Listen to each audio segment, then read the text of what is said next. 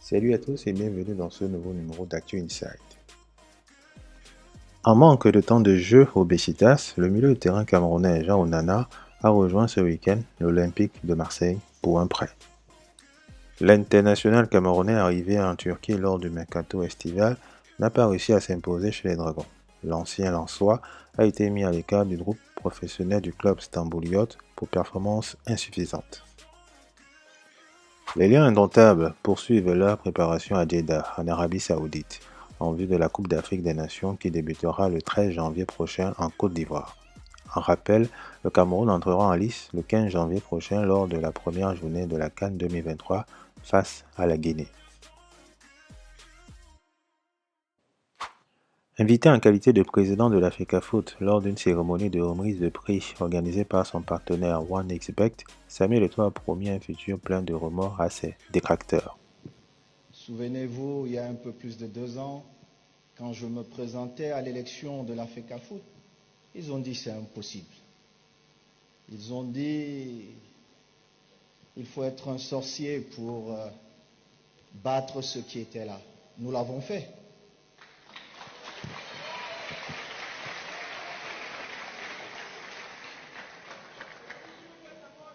Et chaque jour qu'il passe, ils critiquent tout parce qu'ils n'aiment pas cette jeunesse brillante. Ça ne me pose aucun problème. Comme footballeur, on m'a critiqué. Bon, mon petit frère, tu sais quand même que je suis le numéro 1.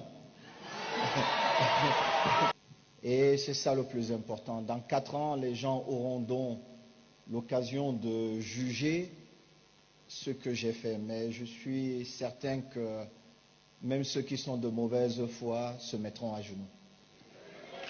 Bon. Après son combat face à Tyson Fury en octobre dernier, Francis Ngannou affrontera le Britannique Anthony Joshua en 10 rounds en Arabie Saoudite le 8 mars prochain. Le combat sera annoncé officiellement lors d'une conférence de presse à Londres dans les jours à venir.